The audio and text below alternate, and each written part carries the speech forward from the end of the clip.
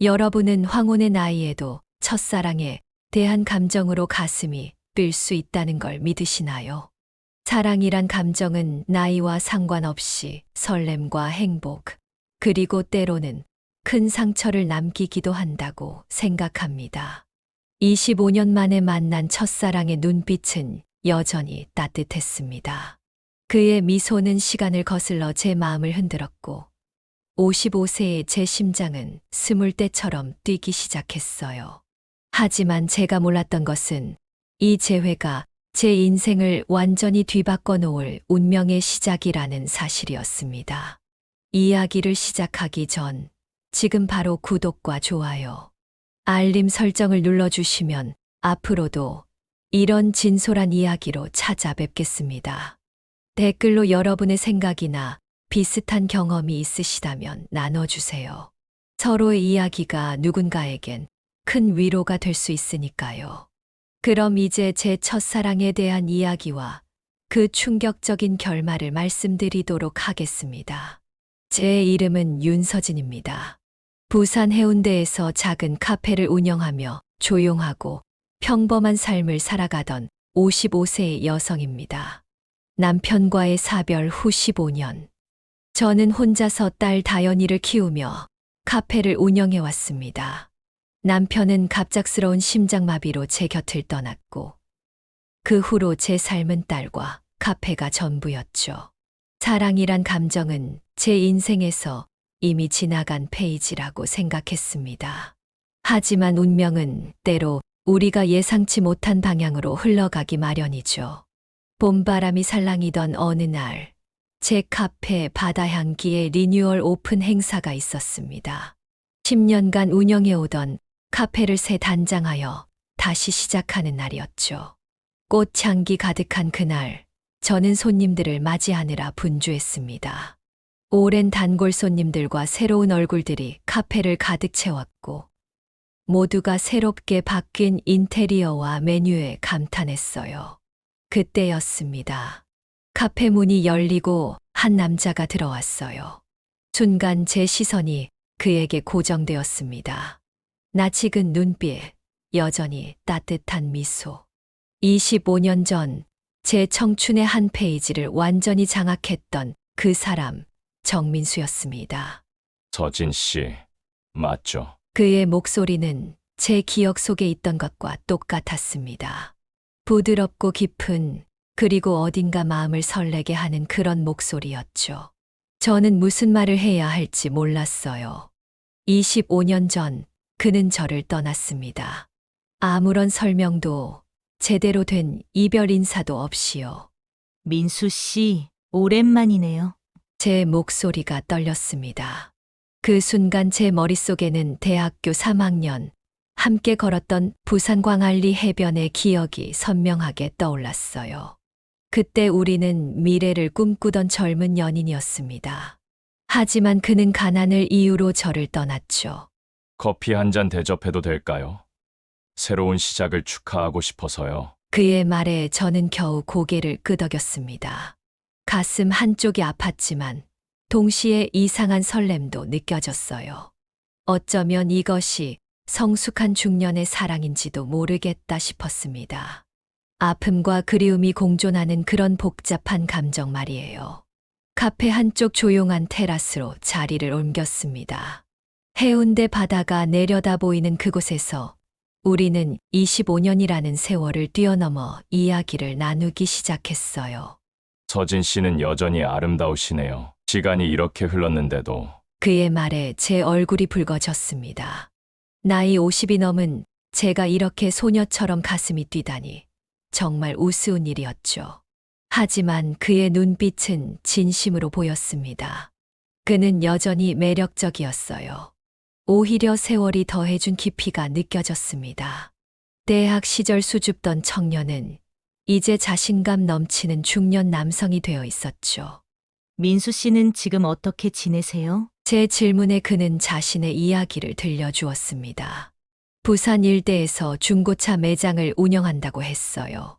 처음에는 힘들었지만 지금은 꽤 성공했다고 했습니다. 그의 말투에서 자부심이 느껴졌어요. 대화가 깊어질수록 우리 사이에 25년이라는 세월이 순식간에 무너지는 듯 했습니다. 마치 어제 헤어진 연인처럼 우리는 서로의 이야기에 귀 기울였어요. 그의 웃음소리, 손짓, 눈빛. 모든 것이 그리움으로 다가왔습니다. 그와 어느 정도 이야기를 나눈 후 그는 카페를 떠났습니다. 카페 손님들도 하나둘 떠나고 어느새 해가 지기 시작했습니다. 창밖으로 보이는 해운대의 노을이 아름다웠어요. 민수 씨, 잘 지내고 있었구나. 카페를 닫고 홀로 남은 테라스에서 저는 부산의 밤바다를 바라보며 스스로에게 물었어요. 내가 지금 무슨 짓을 하려는 거지? 하지만 이미 제 마음은 25년 전으로 돌아가 있었습니다. 가장 위험한 것은 나이가 들어도 사랑에 빠진 마음은 20살 때와 다르지 않다는 점인지도 모릅니다. 그의 낯익은 눈빛과 여전히 따뜻한 미소는 한순간에 세월을 잊게 만들었고, 저는 다시 한번 그 감정의 파도에 몸을 맡기게 되었습니다. 그날 이후로 민수 씨는 자연스럽게 제 카페의 단골이 되었습니다. 처음에는 일주일에 한 번, 그러다 2번, 점차 거의 매일 찾아오게 되었죠. 부산의 중고차 시장에서 바쁜 사장님이 어떻게 그렇게 시간을 내는지 의아했지만 한편으로는 솔직히 기뻤습니다. 그가 저를 위해 그런 노력을 한다는 사실이 말이죠. 서진 씨, 내가 25년 전에 떠난 건 정말 후회해요. 서진 씨에게는 정말 미안하지만 당신에게는 가난이 너무 큰 짐이었어요. 민수 씨의 말에 저는 붉어진 얼굴을 감추려 커피잔을 들었습니다. 그는 자신의 지난 25년을 이야기했어요. 어떻게 처음에는 작은 중고차 딜러로 시작해 이제는 부산 일대에서 알아주는 중고차 매장 사장이 되었는지를 말이죠. 그의 목소리에는 자부심이 가득했고 눈빛에는 자신감이 넘쳤습니다. 예전에 수줍고 소극적이었던 청년은 온데간데 없고 이제는 당당하고 여유로운 중년 남성으로 변해 있었어요. 잘 맞춰진 정장과 은은한 향수 냄새, 손목에 찬 고급 시계까지. 그의 모든 것이 성공을 말해주고 있었습니다. 다시 만나게 되어 정말 행운이에요. 당신은 여전히 내 마음속에 특별한 사람이었어요. 그의 말에 제 가슴은 어린 소녀처럼 설레었습니다. 남편을 잃고 15년간 혼자 살면서 이런 감정을 다시 느낄 수 있을 거라고는 생각지 못했어요. 민수 씨와 함께 있으면 저는 다시 젊은 시절로 돌아간 것 같았습니다. 어느 날 저녁, 카페 문을 닫은 후 그는 저를 고급 레스토랑으로 초대했어요. 해운대의 야경이 내려다 보이는 그곳에서 그는 와인을 따르며 자신의 사업 이야기를 들려주었습니다. 5개의 중고차 매장, 50명이 넘는 직원들, 그리고 앞으로의 사업 확장 계획까지. 민수 씨의 이야기를 들을수록 저는 그의 달라진 모습에 더욱 매료되었습니다. 당신에게 보여주고 싶은 게 있어요. 그는 저를 자신의 차로 안내했습니다. 최신형 외제차였어요. 차 안은 가죽 시트의 고급스러운 향기로 가득했고 그는 자신감 넘치는 모습으로 운전대를 잡았습니다. 우리는 그의 플래그십 매장으로 향했고 밤이었지만 특별히 문을 열어 저에게 보여주었어요. 널찍한 전시장에 가지런히 정렬된 중고차들은 모두 반짝반짝 빛났습니다. 직접 디자인한 인테리어, 세심하게 관리된 차량들, 그리고 벽에 걸린 수많은 감사패와 상장들. 그의 자랑스러운 설명을 들으며 저는 민수 씨가 얼마나 열심히 살아왔는지 느낄 수 있었습니다. 가난했던 과거와는 너무나 대조적인 그의 현재 모습에 제 마음은 묘한 설렘과 존경심으로 가득 찼습니다. 가난을 이유로 저를 떠났던 그 청년이 이제는 이렇게 성공해서 돌아왔다는 사실이 믿기지 않았어요. 매장을 나와 해변가를 걸을 때 민수 씨는 조심스럽게 제 손을 잡았습니다. 그 순간 전기가 통한 것처럼 온몸에 설렘이 퍼져나갔어요. 55세의 나이에 이런 감정을 다시 느낀다는 게 어색하면서도 행복했습니다. 서진 씨, 우리 다시 시작해 볼까요? 25년 전으로 돌아가서 바다가 내려다 보이는 곳에 서서 그는 제 눈을 진지하게 바라보며 말했습니다. 달빛 아래 그의 눈빛은 더욱 깊어 보였고, 저는 그 순간 모든 의심과 망설임을 뒤로하고 고개를 끄덕였습니다. 25년 전 가난을 이겨내지 못하고 저를 떠났던 그 남자가 이제는 여유롭고 자신감 넘치는 모습으로 돌아와 제 마음을 다시 한번 빼앗아 갔습니다. 그의 달라진 외모와 화려한 성공이 주는 묘한 설렘에 저는 어쩔 줄 몰랐습니다. 이렇게 우리의 늦은 봄날은 다시 시작되었습니다. 돌아오는 길에 문득 하늘을 올려다보니 부산의 밤하늘에는 작은 별들이 반짝이고 있었습니다. 그 순간 저는 생각했어요. 내 인생도 저 별처럼 다시 한번 빛날 수 있을까? 그리고 그 빛이 꺼진 후에는 어떤 어둠이 나를 기다리고 있을까? 하지만 그 질문에 대한 답을 찾기도 전에 저는 이미 돌이킬 수 없는 선택을 한 후였습니다. 민수 씨와 다시 시작된 관계는 마치 25년의 공백이 없었던 것처럼 자연스럽게 깊어졌습니다. 오랜 시간이 흘렀음에도 우리는 서로의 취향, 생각, 감정을 여전히 이해했어요. 가끔은 그 사이에 놓인 세월이 무색할 정도로 말이죠. 우리는 조심스럽게 하지만 빠르게 서로에게 빠져들고 있었습니다. 민수 씨는 주말마다 저를 데리고 근교로 드라이브를 가거나 고급 레스토랑에서 저녁을 함께 했어요. 때로는 부산 외곽의 조용한 펜션에서 주말을 보내기도 했습니다. 그곳에서 우리는 마치 젊은 연인처럼 서로에게 빠져들었죠. 55세의 나이에 이런 감정을 다시 느낀다는 것이 믿기지 않았지만 그것은 분명 사랑이었습니다. 서진 씨, 당신을 다시 만난 건 내 인생 최고의 행운이에요. 민수 씨의 따뜻한 말에 저는 행복감에 젖었습니다. 가끔 그가 바빠서 연락이 뜸할 때면 불안해지기도 했지만 그는 항상 사업 때문이라며 저를 안심시켰어요. 저는 그의 말을 믿었습니다. 카페로 돌아온 어느 날, 딸 다연이 갑자기 찾아왔어요. 법무법인에서 변호사로 일하는 다연은 바쁜 스케줄 중에도 가끔 저를 보러 오곤 했습니다. 그날따라 민수 씨도 카페에 와 있었는데 다행히 그냥 손님처럼 자리에 앉아 있었죠.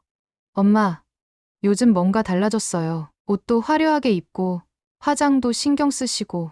다연의 예리한 눈은 제가 민수 씨의 테이블을 지날 때마다 달라지는 제 표정을 놓치지 않았나 봐요. 변호사인 딸은 늘 세심했고 작은 변화도 쉽게 포착하는 능력이 있었습니다.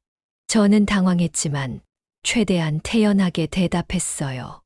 나이 들수록 자기 관리해야지. 엄마도 여자야. 예쁘게 보이고 싶은 마음 있는 거 이해해줘. 그러나 다연의 의심스러운 눈빛은 쉽게 사그라들지 않았습니다. 식사를 마치고 집으로 돌아가는 길에 다연은 제 휴대폰이 울릴 때마다 제 반응을 주시했어요. 민수 씨가 보내는 메시지에 미소 짓는 저를 보며 딸의 눈에는 더욱 깊은 의문이 깃들었습니다. 그날 밤 다연이 돌아간 후 민수 씨가 카페를 찾아왔어요. 우리는 문을 닫은 카페의 테라스에서 조용히 이야기를 나눴습니다. 처음으로 우리 관계의 실체와 미래에 대해 진지하게 대화했죠. 민수 씨, 우리 이대로 괜찮을까요? 우리 관계가 어디로 향하는 건지 가끔은 불안해요. 제 걱정에 민수 씨는 제 손을 꼭 잡으며 단호하게 말했습니다. 걱정 마세요. 당신과 함께할 미래를 계획하고 있어요. 조금만 더 시간이 필요해요. 그의 확신에 찬 목소리에 저는 안심했지만 딸을 생각하면 마음이 무거웠습니다. 다연은 아버지의 갑작스러운 죽음 이후 남자들에 대한 불신이 깊었어요.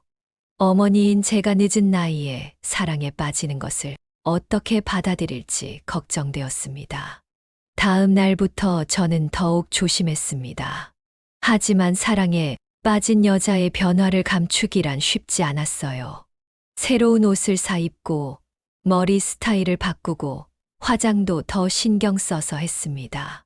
무엇보다 제 표정이 달라졌죠.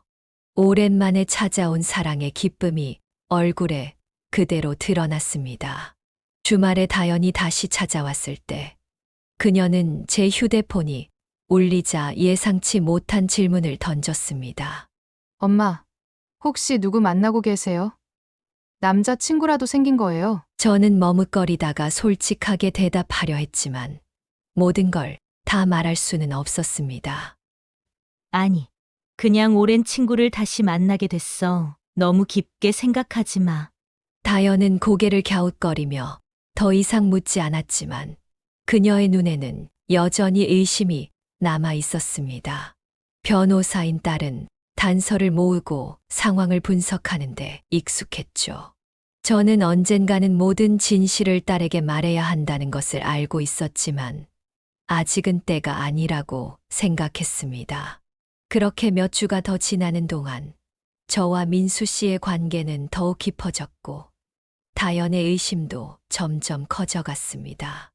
딸은 종종 불쑥 카페를 찾아와 제 일상을 살피기 시작했고 한 번은 제가 저녁 약속을 위해 서두르는 모습을 보고 눈을 가늘게 뜨며 관찰했어요.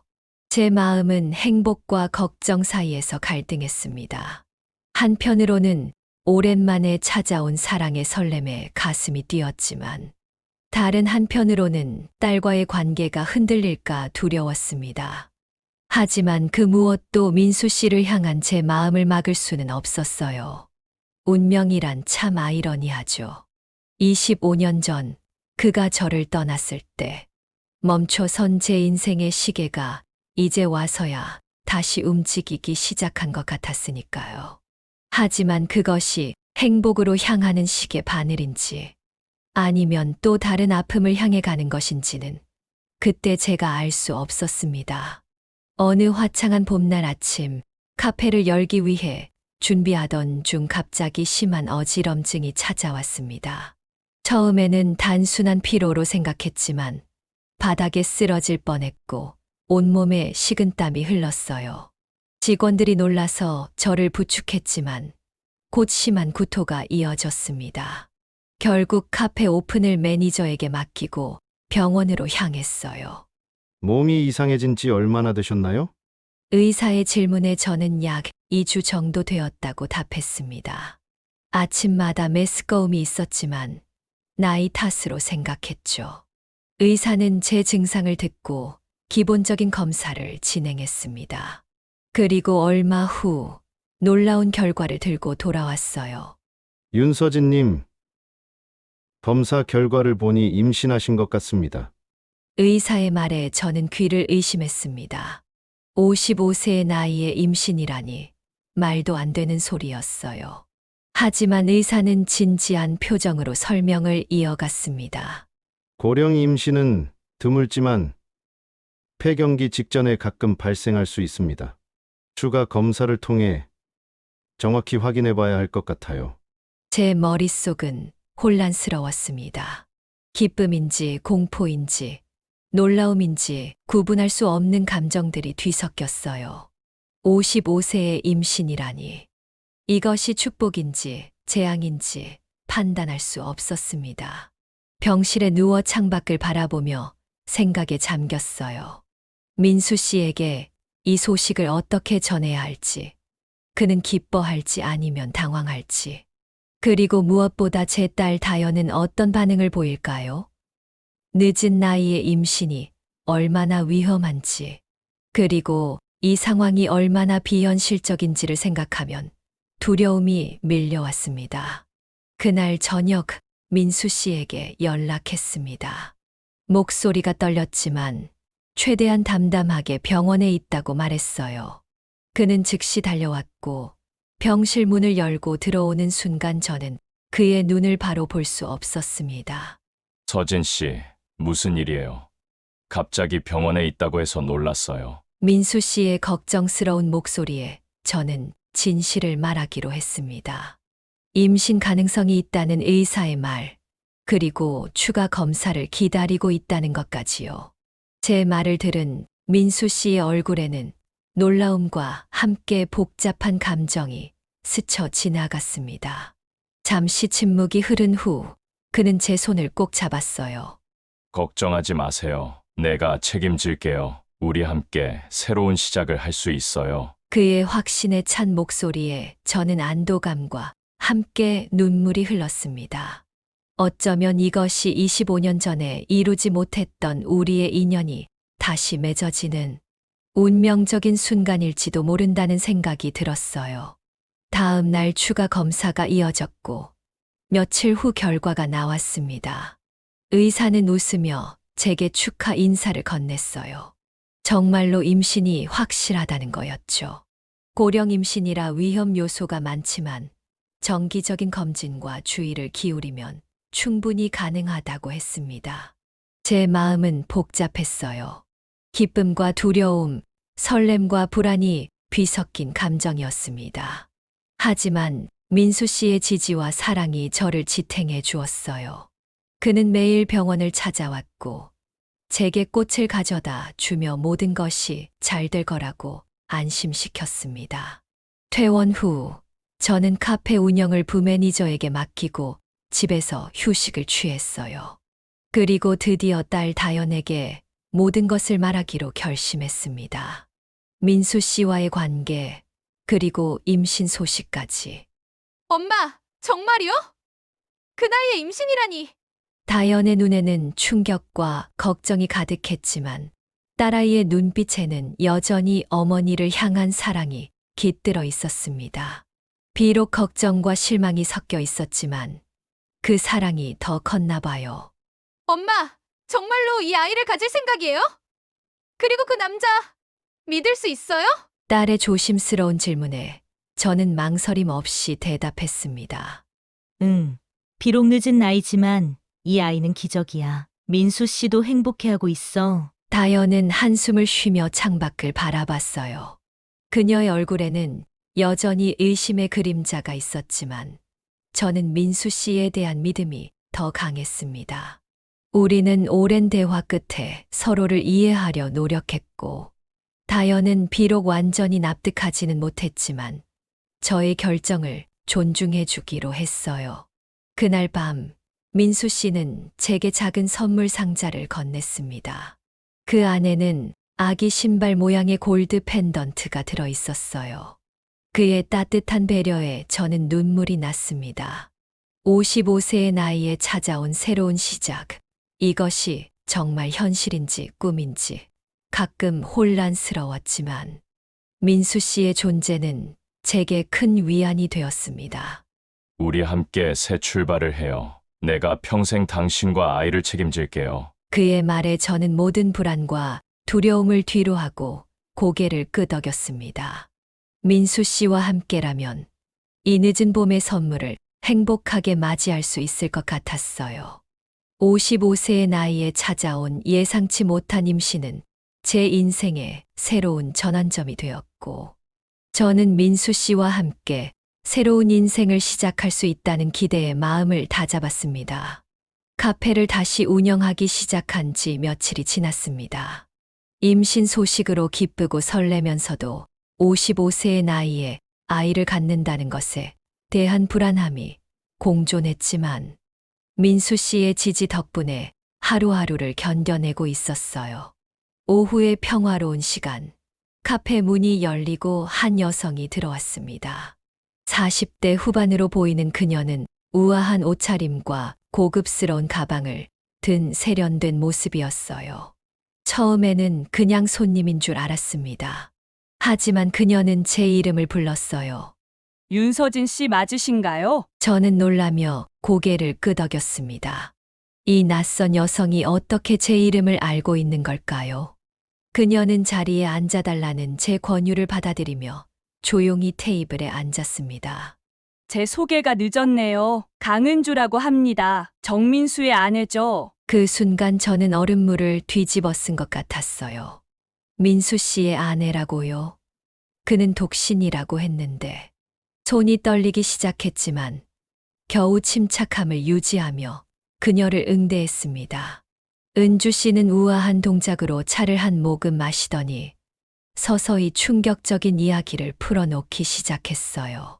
서진 씨, 민수가 당신에게 무슨 말을 했는지는 모르겠지만 그는 사기꾼이에요. 이건 당신이 처음이 아니랍니다. 처음에는 그녀의 말을 믿을 수 없었어요. 질투에서 비롯된 거짓말일 수도 있다고 생각했습니다. 하지만 은주 씨는 차분한 목소리로 계속해서 말을 이어갔습니다. 지난 5년간 민수는 당신처럼 성공한 싱글 여성들에게 접근해왔어요. 첫사랑 이야기, 못다 이룬 꿈, 후회, 모두 그의 각본이죠. 제 심장은 격렬하게 뛰기 시작했고 가슴이 조여드는 듯 했습니다. 은주 씨는 가방에서 서류 봉투를 꺼내 저에게 건넸어요. 이건 민수가 지난 몇 년간 만났던 여성들의 목록이에요. 총 4명이죠. 모두 당신처럼 사업에 성공하고 경제적으로 여유 있는 여성들이었습니다. 떨리는 손으로 봉투를 받아들었지만 내용물을 꺼낼 용기가 나지 않았어요. 은주 씨는 계속해서 말을 이어갔습니다. 그는 모든 여성에게 같은 말을 해요. 첫사랑이었다며, 당신과 닮았다며, 모두 같은 패턴이에요. 그리고 결국엔 투자나 사업 자금을 요구하죠. 조금 더 대화를 나누면서 저는 민수 씨가 정말로 여러 여성들에게 같은 방식으로 접근해 돈을 뜯어냈다는 충격적인 사실을 알게 되었어요. 그의 사업 이야기, 성공 스토리, 심지어 우리의 과거에 대한 애틋한 회상까지 모두 철저히 계산된 거짓이었습니다. 민수는 얼마 전에 당신에게 새 사업 투자를 제안했나요? 아마 곧 그럴 거예요. 그게 그의 최종 목표니까요. 은주 씨의 말에 저는 충격을 감출 수 없었어요. 민수 씨는 정말로 최근에 새로운 중고차 매장 확장에 대해 이야기하며 저에게 투자를 암시한 적이 있었거든요. 은주 씨는 일어서며 마지막 말을 남겼어요. 윤서진 씨, 저는 당신을 미워하지 않아요. 당신도 그저 또 다른 피해자일 뿐이니까요. 하지만 경고합니다. 그 사람에게서 벗어나세요. 아니면 모든 것을 잃게 될 거예요. 그녀가 떠난 후 저는 한동안 카페 구석에 멍하니 앉아 있었습니다. 온몸에 힘이 빠진 듯 했어요. 은주 씨가 남긴 봉투를 열어보니 정말로 안에는 민수 씨가 다른 여성들과 함께 찍힌 사진들이 있었습니다. 모두 저와 비슷한 나이대에 성공한 것처럼 보이는 여성들이었어요. 가슴이 무너져 내리는 듯한 고통이 밀려왔습니다. 어떻게 이런 일이, 어떻게 제가 그의 거짓말에 속아 넘어갈 수 있었을까요? 그리고 더 중요한 것은 제 뱃속의 아이는 어떻게 되는 걸까요? 그 아이의 아버지가 이런 사기꾼이라니. 마지막 손님이 떠나고 카페 문을 잠근 후 저는 그동안의 모든 순간들을 되돌아보기 시작했습니다. 민수 씨의 갑작스러운 등장, 빠르게 진행된 관계까지. 이제 보니 모든 것이 그의 계획 속에 있었던 것 같았어요. 다음 날 새벽, 저는 잠 한숨 자지 못한 채 일어났습니다. 은주 씨의 말이 머릿속을 맴돌았어요. 그녀가 말한 것이 정말 사실일까요? 아니면 질투에 가득 찬 아내의 거짓말일까요? 민수 씨를 오랫동안 알아왔다고 생각했지만 사실 25년이라는 시간 동안 그는 제가 알지 못하는 삶을 살아왔습니다. 어쩌면 은주 씨의 말이 사실일 수도 있고 그렇지 않을 수도 있었어요. 하지만 가장 중요한 건 제 임신이었습니다. 이것만큼은 진실이어야 했어요. 제 몸에 찾아온 새 생명, 기적처럼 느껴졌던 이 아이는 적어도 거짓이 아니길 바랐습니다. 거울 앞에 서서 제 배를 바라보았어요. 아직 눈에 띄는 변화는 없었지만 그 안에 아이가 있다는 생각에 마음이 따뜻해졌습니다. 어떤 상황이든 이 아이는 무고하고 소중한 존재였으니까요. 내가 진짜로 있는 거니? 정말로 내 안에 있는 거니? 제 손이 자연스럽게 배를 쓰다듬었습니다. 불안과 의심이 밀려왔지만 확인해야 했어요. 서둘러 준비를 마치고 부산에서 가장 신뢰할 수 있다는 대학병원으로 향했습니다. 접수대에서 상황을 간략히 설명했어요. 다른 병원에서 임신 진단을 받았지만 재확인이 필요하다고요. 제 나이를 고려해 의사는 종합적인 검사를 권했고 저는 동의했습니다. 윤서진님, 혈액검사, 초음파, 그리고 호르몬 검사까지 진행하겠습니다. 좀 시간이 걸릴 수 있으니 편안하게 기다려주세요. 간호사의 친절한 안내에 고개를 끄덕였지만 제 마음은 이미 폭풍우 치는 바다였어요. 은주 씨의 말이 맞다면 민수 씨는 단순한 사기꾼이 아니라 제 감정과 인생을 농락한 사람이었습니다. 하지만 그렇지 않다면 제가 무고한 사람을 의심하고 있는 것이겠죠. 검사가 진행되는 동안 저는 민수 씨와의 모든 순간을 하나하나 되짚어 보았습니다. 그의 다정한 미소, 따뜻한 손길, 진심 어린 듯 했던 고백들. 그 모든 것이 연기였을까요? 아니면 은주 씨가 악의적인 거짓말을 하는 것일까요? 초음파실에 들어가자 의사가 친절하게 저를 맞이했습니다.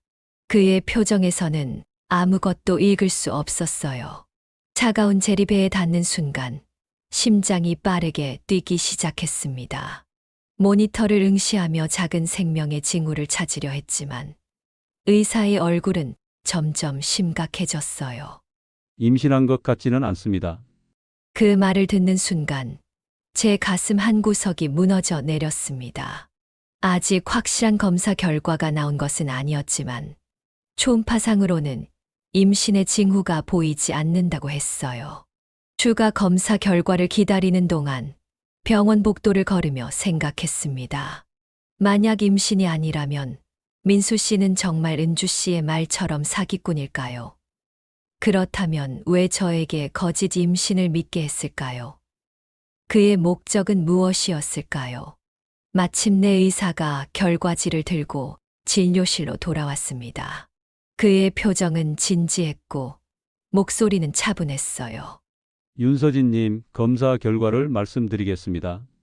임신이 아닙니다. 그 순간 제 세계가 무너져 내리는 것 같았습니다. 그동안 제가 믿었던 모든 것이 거짓이었다니. 현재 호르몬 불균형 상태이시고 갱년기 증상과 함께 난소에 양성 종양이 발견되었습니다. 이것이 임신과 비슷한 증상을 유발한 것 같네요. 의사의 설명이 이어졌지만 제 귀에는 제대로 들어오지 않았어요. 제 머릿속은 이미 혼란스러워져 있었고 가슴은 배신감으로 무너져 내리고 있었습니다. 수술이 필요할까요? 제가 겨우 입을 열어 물었습니다. 의사는 고개를 끄덕이며 설명을 이어갔어요. 네, 종양 제거 수술이 필요합니다. 다행히 악성은 아니지만 방치하면 문제가 될 수 있어요. 빠른 시일 내에 수술 일정을 잡아야 합니다. 병원을 나오면서 저는 완전히 다른 사람이 된 것 같았어요. 아침 햇살이 눈부셨지만 제 마음은 어둠 속에 빠져 있었습니다. 모든 것이 거짓이었다니. 임신도, 민수 씨의 사랑도, 우리의 미래에 대한 약속도 모두 거짓이었습니다. 바닷가로 향했습니다. 파도 소리를, 갈매기 울음을 들으며 생각을 정리하고 싶었어요. 해운대 바다를 바라보며 벤치에 앉았습니다. 그 넓은 바다처럼 제 마음도 이제 깊고 차가워진 것 같았어요. 어떻게 이렇게 쉽게 속을 수 있었을까요? 경험 많은 제가 사업도 성공했고 한 아이의 어머니인 제가 어떻게 이런 기본적인 사기에 넘어갈 수 있었을까요? 사람들은 사랑에 빠지면 눈이 멀고 이성이 마비된다고 하지만 저는 제 자신이 그렇게 어리석을 줄은 몰랐습니다. 그때 휴대폰이 울렸습니다. 민수 씨였어요. 화면에 그의 이름이 떠오르자 속에서 불길이 치솟았지만 저는 최대한 평정을 유지하며 전화를 받았습니다. 서진 씨, 오늘 저녁에 시간 있어요? 좋은 소식이 있어요. 그의 밝은 목소리가 이제는 가증스럽게 들렸습니다. 모든 것이 연기였다는 것을 알았기에 더욱 그랬습니다. 뱃속에 있다고 믿었던 아이도 없었고 그의 사랑도 없었습니다. 남은 것은 배신감과 분노뿐이었어요. 하지만 저는 냉정함을 유지하기로 했어요. 아직은 그에게 제가 모든 것을 알고 있다는 사실을 알리고 싶지 않았거든요. 어쩌면 이것이 그의 실체를 확실히 밝힐 수 있는 기회가 될지도 모르니까요. 네, 좋아요. 어디서 만날까요? 바다를 바라보며 저는 결심했습니다. 더 이상 피해자로 남지 않겠다고. 그리고 민수 씨 같은 사기꾼이 다른 여성들의 인생을 망치지 못하도록 막겠다고. 이제 제가 할 일은 분명했어요. 진실을 밝히고 정의를 세우는 것. 비록 제 마음은 산산조각이 났지만 이 경험을 통해 저는 더 강해질 것입니다. 집으로 돌아오는 길에 한 가지 결심이 서 있었습니다. 이대로 물러설 수는 없다는 것. 분노와 배신감이 온몸을 떨게 했지만 그것을 힘으로 바꿔야 했어요. 민수 씨의 실체를 밝히고 더 이상의 피해자가 생기지 않도록 해야 했습니다. 집에 도착하자 다연이 걱정스러운 얼굴로 저를 맞이했어요.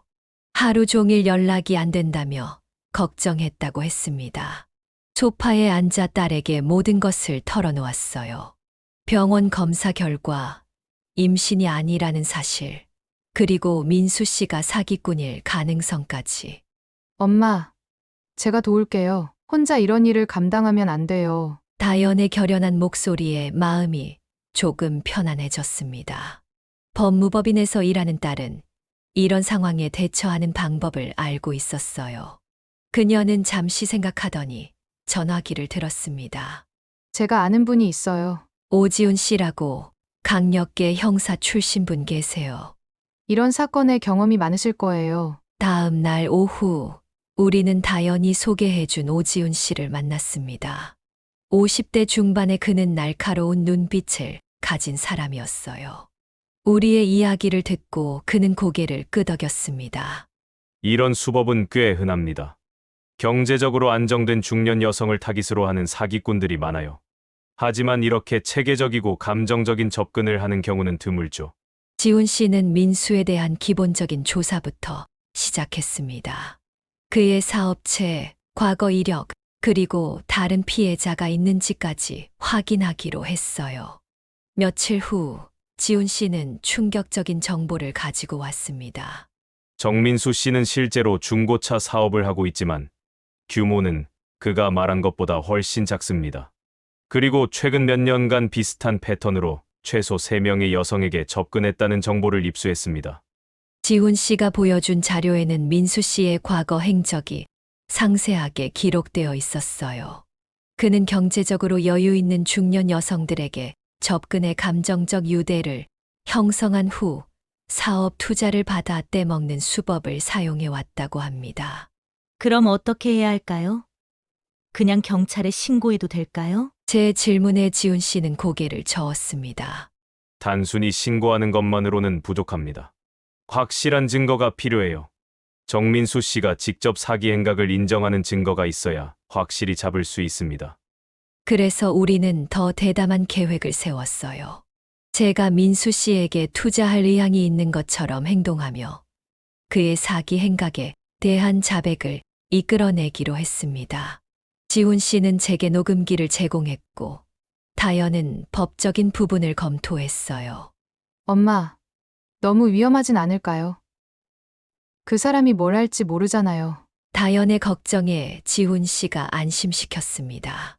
걱정 마세요. 저희가 근처에서 지켜볼 겁니다.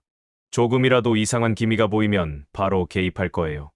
우리는 세심하게 계획을 세웠습니다. 민수 씨에게 투자 상담을 하고 싶다는 메시지를 보내고 부산의 한적한 레스토랑에서 만나기로 약속했어요.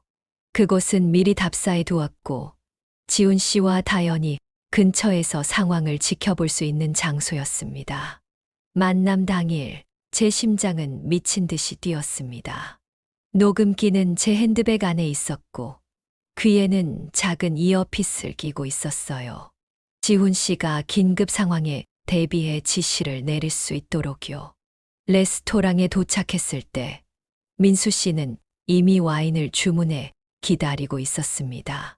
그의 얼굴에는 여전히 그 따뜻한 미소가 있었지만 이제 제 눈에는 그 아래 숨겨진 계산된 냉혹함이 보였어요. 서진 씨, 오랜만이네요. 건강은 어떠세요? 그의 가식적인 관심에 속으로는 분노가 치밀었지만 평소와 다름없이 대응했습니다. 대화는 자연스럽게 그의 사업 확장 계획으로 이어졌고 민수 씨는 신이 나서 설명하기 시작했어요. 이번에 부산 남구에 새 매장을 열 계획이에요. 위치도 좋고 전망도 밝아요. 서진 씨가 투자자로 참여하시면 어떨까 해서요. 제 질문에 그는 매장 도면, 사업 계획서, 예상 수익률까지 보여주었습니다. 모든 것이 그럴듯해 보였어요. 하지만 이제 저는 그의 거짓말에 속지 않았습니다. 천천히 하지만 확실하게 대화를 유도했습니다. 다른 투자자들에 대한 질문, 과거 사업 실적, 그리고 은주 씨를 언급하지 않고도 그의 개인적인 상황에 대해 물었어요. 저녁이 무르익어 갈수록 우리의 대화는 더욱 깊어졌고 민수 씨도 점점 경계를 풀기 시작했습니다. 그리고 마침내 절호의 기회가 왔습니다. 솔직히 말해주세요. 민수 씨, 저 말고 다른 투자자들도 있나요? 제 질문에 그는 잠시 당황했지만 곧 그 특유의 부드러운 미소를 지었습니다. 이제 제 차례였어요. 민수 씨의 실체를 드러내고 그의 사기 행각에 종지부를 찍을 시간이었습니다. 민수 씨가 계획하고 있는 새 매장 투자해볼까 해요. 5억 정도면 될까요? 제 말에 민수 씨의 눈이 반짝였습니다. 사냥감을 발견한 맹수의 눈빛 같았어요. 그는 와인잔을 들어 저와 가볍게 건배하며 환하게 웃었습니다. 서진 씨, 정말 고마워요. 당신 같은 투자자를 만나다니 정말 행운이에요. 그의 목소리에는 진심이 묻어 있는 것 같았지만 이제 저는 그의 거짓 연기를 간파할 수 있었어요. 핸드백 속의 녹음기가 잘 작동하고 있기를 바라며 대화를 더 깊이 이끌어갔습니다. 투자 전에 좀 더 자세히 알고 싶어요. 민수 씨의 사업이 정말 안전한가요? 다른 투자자들도 있나요? 민수 씨는 주위를 살피더니 목소리를 낮추었습니다. 그리고 저에게 더 가까이 몸을 기울이며 말했어요. 솔직히 말하자면 지금 매장들이 조금 어려움을 겪고 있어요. 하지만 이번 투자로 모든 게 해결될 거예요. 바로 그 순간이었어요. 민수 씨의 휴대폰이 울렸고 그는 잠시 자리를 비웠습니다. 제 귀에 이어피스에서 지훈 씨의 목소리가 들려왔어요. 지금까지 좋아요. 하지만 아직 결정적인 증거는 없어요. 좀 더 직접적인 질문을 해보세요. 민수 씨가 돌아왔을 때 저는 좀 더 과감한 질문을 던졌습니다. 민수 씨, 솔직히 말해주세요. 김미경 씨, 박현주 씨, 이영애 씨에게도 같은 제안을 하셨나요? 그의 얼굴이 순간 창백해졌어요. 제가 그의 다른 피해자들 이름을 언급하자 당황한 기색이 역력했습니다. 하지만 이내 그는 침착함을 되찾았어요. 무슨 말씀이신지. 그분들은 단순한 비즈니스 파트너였을 뿐이에요. 제 눈을 똑바로 바라보며 거짓말하는 그의 모습에 분노가 치밀었지만 최대한 감정을 억누르며 미소 지었습니다. 그래요? 그런데 강은주 씨는 다른 이야기를 하던데요. 당신이 여러 여성들에게 접근해 투자금을 받아 가로챘다고 하더군요. 민수 씨의 눈빛이 순식간에 변했어요. 더 이상 다정하고 부드러운 연인의 눈빛이 아니라 차갑고 계산적인 눈빛이었습니다. 그는 잠시 침묵했다가 갑자기 웃음을 터뜨렸어요. 은주가 찾아갔군요. 그 여자 때문에 항상 골치 아파요. 그리고 놀랍게도 민수 씨는 태도를 완전히 바꿨습니다. 의자에 깊숙이 기대앉으며 냉소적인 미소를 지었어요. 똑똑하시네요. 서진 씨, 그래요. 사업이 어렵습니다. 때론 조금 과장된 얘기를 할 수밖에 없어요. 하지만 이건 모두 비즈니스예요. 개인적인 감정은 없었어요. 그의 뻔뻔한 태도에 제 분노가 치밀었지만 계속해서 증거를 확보하기 위해 대화를 이어갔습니다. 첫사랑 이야기, 그리고 재회의 감동도 모두 비즈니스였나요? 그는 어깨를 으쓱했어요. 비즈니스를 위해선 감정적 유대가 필요하죠. 당신이 얼마나 외롭고 사랑에 굶주려 있는지 알았어요. 첫사랑을 잊지 못하는 중년 여성, 이용하기 쉬운 타깃이었죠. 그 말에 제 가슴이 찢어지는 듯 했지만 이제 원하는 자백을 얻었다는 안도감도 있었습니다. 핸드백 속 녹음기가 모든 대화를 담고 있었으니까요. 그리고 다른 여성들도 모두 같은 방식이었군요. 민수 씨는 능청스럽게 웃으며 대답했어요. 물론이죠. 하지만 걱정 마세요. 그들 모두 당신처럼 경제적으로 여유 있는 분들이었어요. 돈 몇 푼 잃은 거죠. 더 이상 들을 필요가 없었습니다. 제 손이 테이블 아래로 내려가 핸드백의 작은 버튼을 눌렀어요. 그것은 지훈 씨와 다연에게 신호를 보내는 버튼이었습니다. 이제 충분해요. 당신의 게임은 여기까지입니다. 제가 일어서려 하자 민수 씨가 제 손목을 세게 잡았어요. 앉아요. 아직 끝나지 않았어. 그의 소나기가 너무 강해서 아팠습니다. 공포가 밀려왔지만 저는 담담하게 말했어요. 놓으세요. 지금 이 모든 대화가 녹음되고 있어요. 민수 씨의 얼굴이 순간 일그러졌습니다.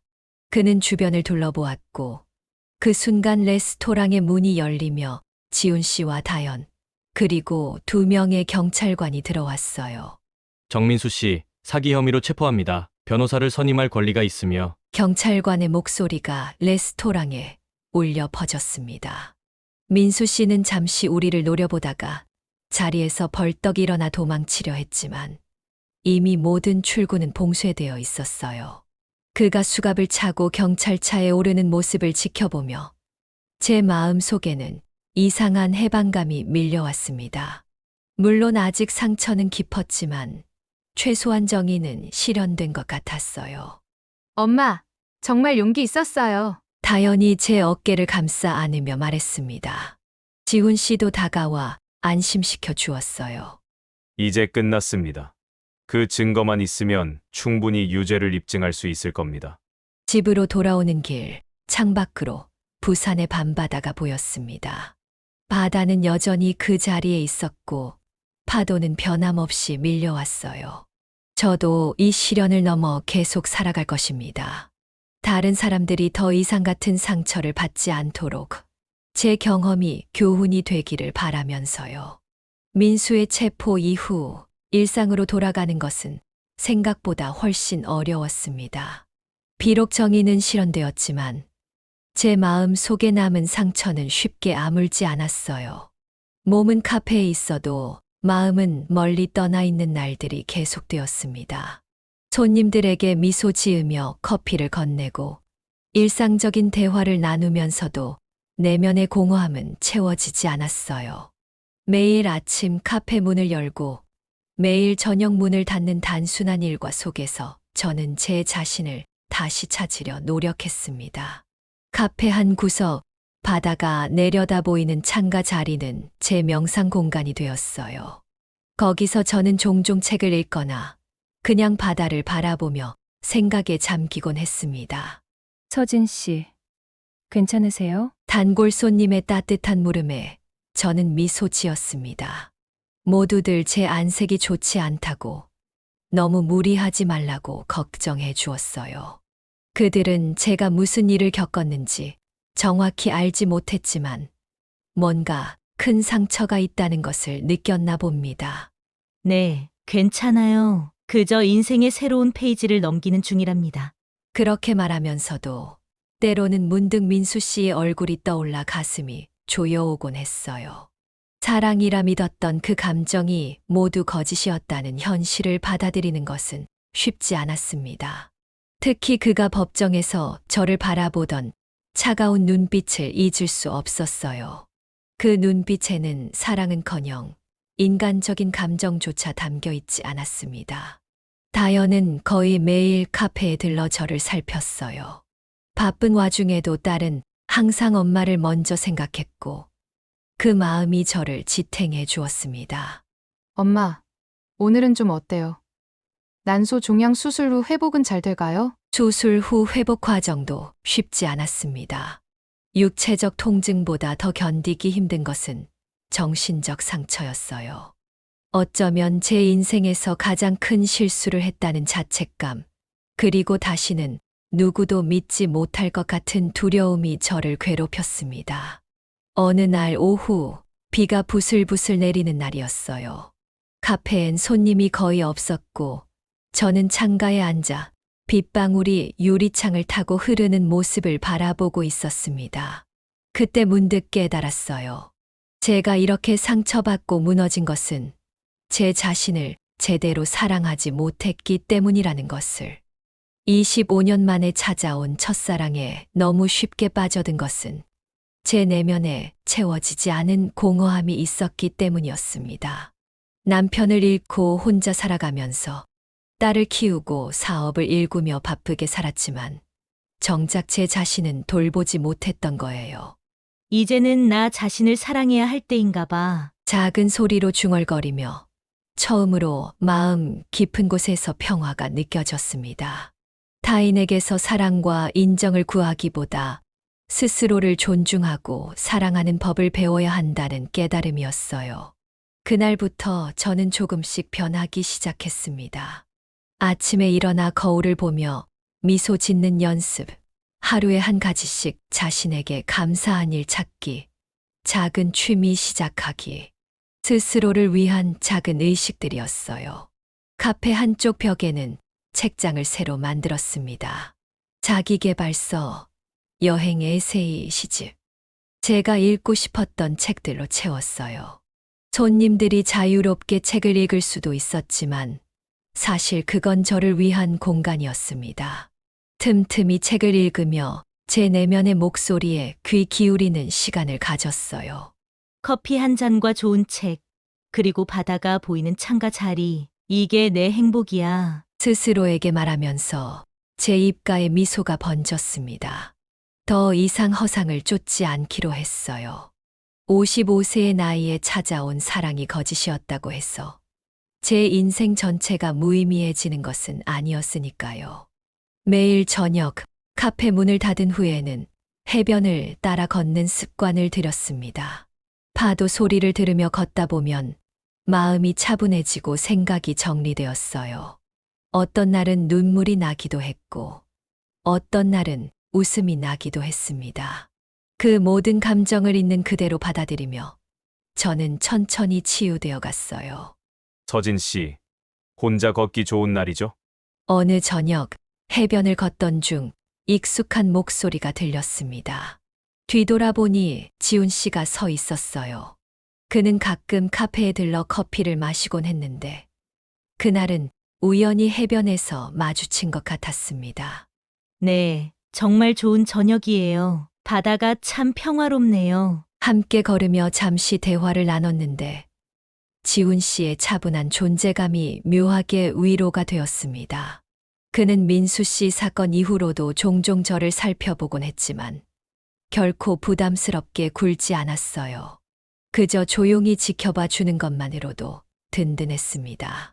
그날 밤 집으로 돌아와 일기를 쓰며 생각했어요.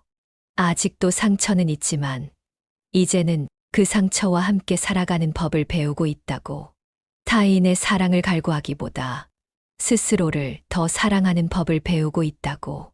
그리고 그 과정이 비록 아프지만 결국엔 저를 더 강하고 지혜롭게 만들어줄 거라고요. 지훈 씨의 권유로 시작한 글쓰기는 처음에는 단순한 치유의 과정이었습니다. 매일 밤 카페 일을 마치고 집에 돌아와 노트북을 펼쳐놓고 제 이야기를 적어 내려갔어요.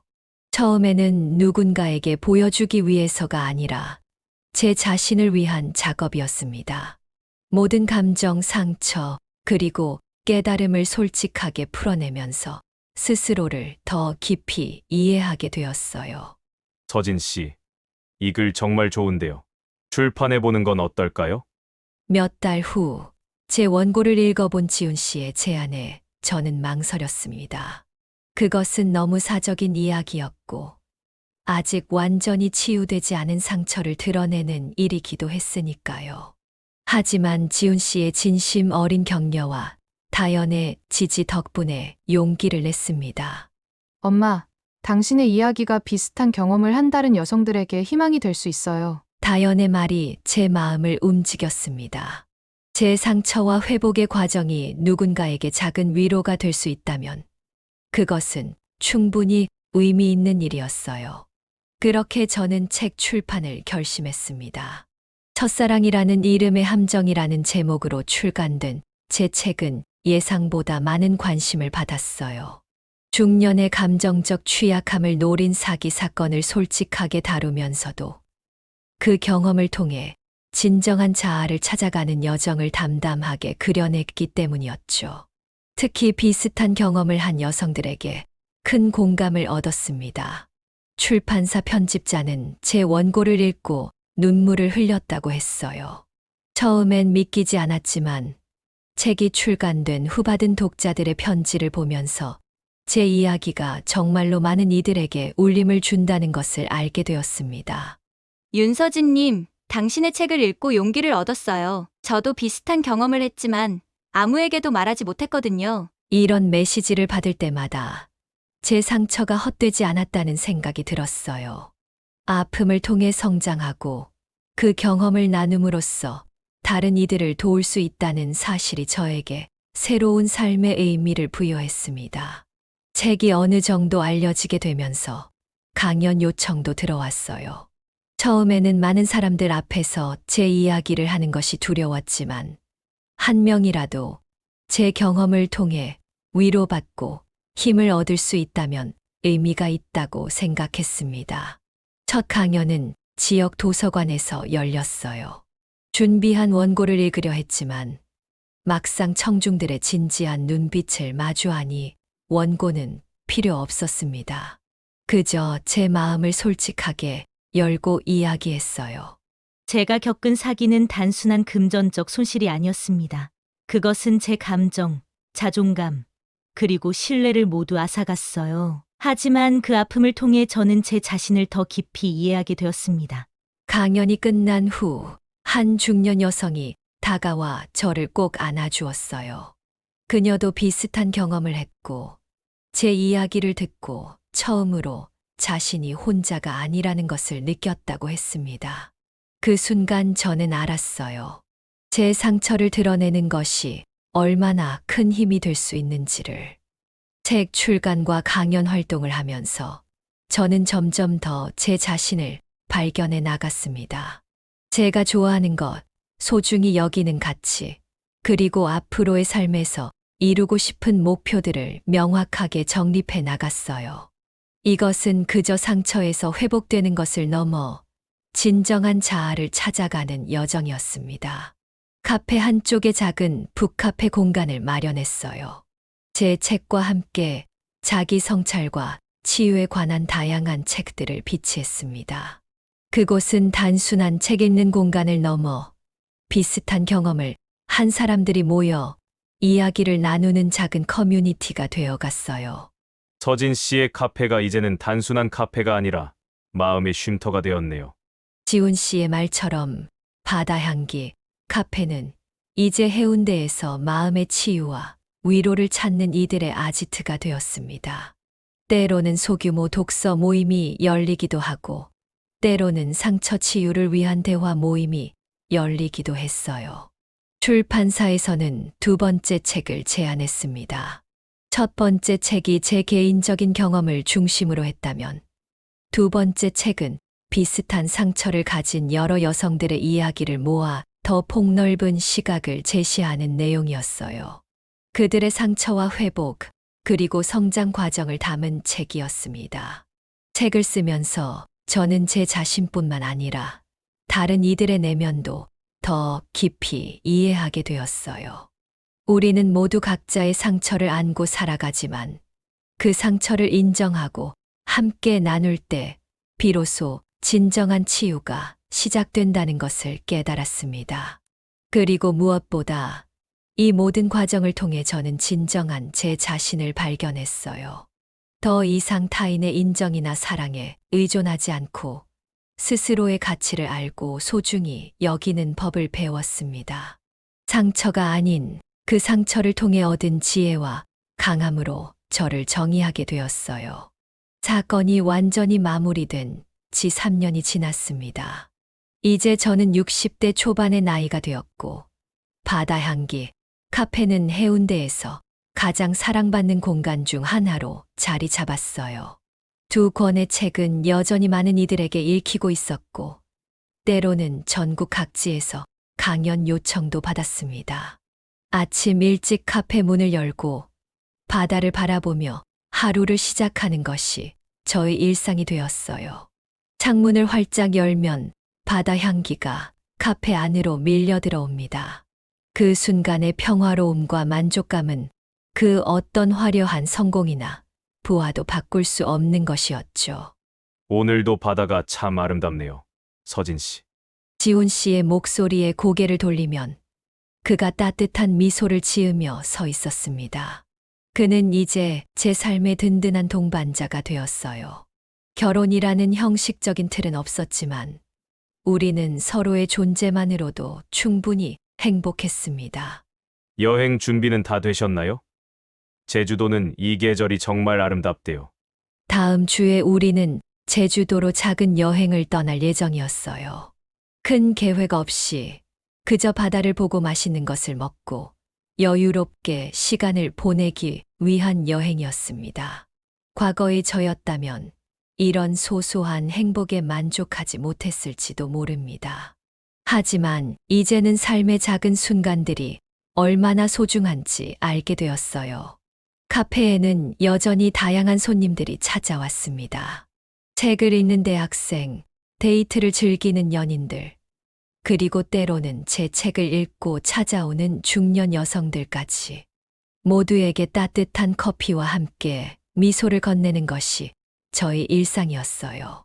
서진 씨 덕분에 제 인생이 바뀌었어요. 책을 읽고 용기를 얻어 오랜 관계를 정리했거든요. 이런 말을 들을 때마다 제 가슴은 따뜻해졌습니다. 제 상처가 누군가의 치유와 성장에 도움이 된다는 사실이 저에게는 큰 보람이었어요. 그것은 예전의 사업으로 성공했을 때보다 더 큰 성취감을 주었습니다. 딸 다연은 법무법인의 파트너가 되어 바쁜 나날을 보내고 있었지만 주말마다 어김없이 카페를 찾아왔어요. 때로는 남자친구와 함께 오기도 했는데 그들의 모습을 보면 제 마음이 뿌듯했습니다. 다연이 진정한 사랑을 찾아가는 모습, 그리고 그녀가 사랑에 대한 두려움을 극복하는 과정을 지켜보는 것은 큰 기쁨이었어요. 오늘도 카페 테라스에 앉아 해운대 바다를 바라보며 생각했습니다. 지나온 인생의 굴곡들, 그리고 그 속에서 배운 교훈들을 되새겨 보았어요. 민수로 인한 상처는 이제 희미한 기억이 되었지만 그 경험을 통해 얻은 지혜는 여전히 제 삶의 중심에 있었습니다. 진정한 행복이란 거창한 것이 아니었어요. 아침에 바다를 바라보며 마시는 첫 커피 한 잔, 단골 손님과 나누는 소소한 대화, 저녁에 지훈 씨와 함께 걷는 해변 산책. 이런 일상 속 작은 순간들이 모여 제 삶을 빛나게 만드는 것이었습니다. 할머니, 저 또 왔어요. 다연의 어린 조카가 카페 문을 열고 들어오며 외쳤습니다. 아직 제 손주는 아니었지만 그 아이는 저를 할머니라 부르며 따랐어요. 그 천진한 웃음소리가 카페 안을 가득 채울 때 저는 이보다 더 행복할 수 없다고 느꼈습니다. 이제 제 인생은 과거의 상처나 후회가 아닌 현재의 충만함과 미래에 대한 기대로 가득 차 있었어요. 60대의 나이에도 여전히 배우고 성장하고 사랑하며 살아가고 있었습니다. 그리고 그 과정에서 진정한 자유와 행복을 발견했어요.